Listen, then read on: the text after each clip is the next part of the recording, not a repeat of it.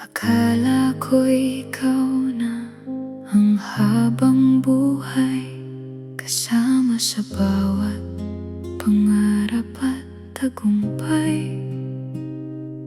Ngunit dumating ang araw na nagbago ang lahat.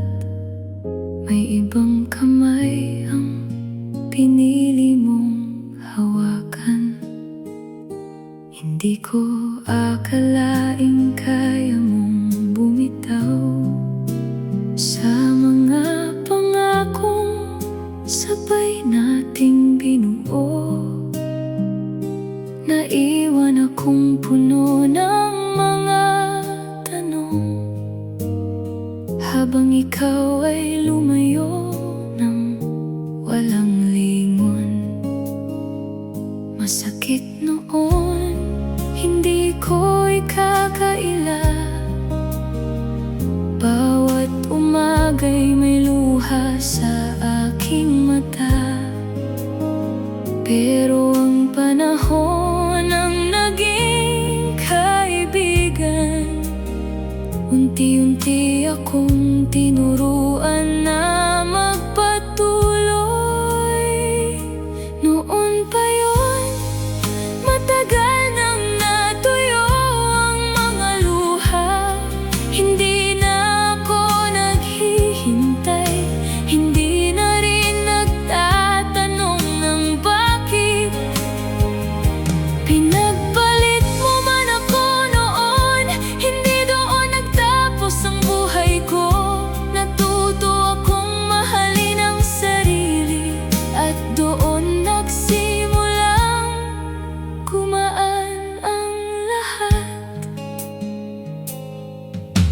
Maraming taon na rin ang lumipas, kasabay ng hangin naglaho ang pait.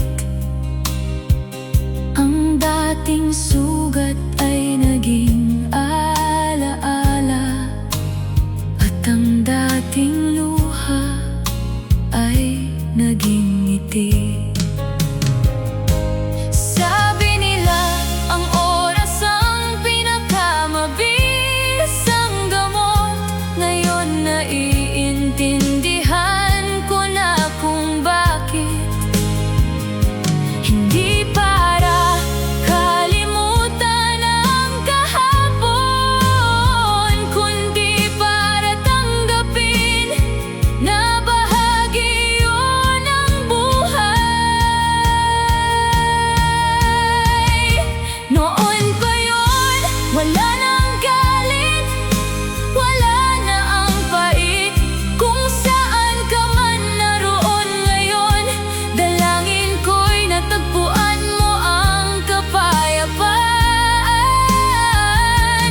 At ako, natagpuan ko rin ang akin.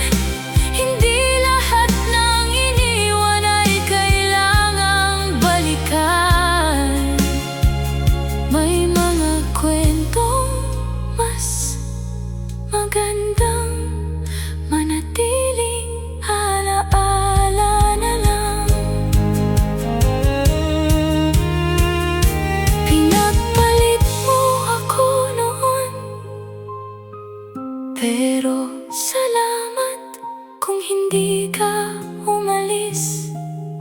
Hindi ko makikilala ang taong naging ako ngayon. Paalam at salamat.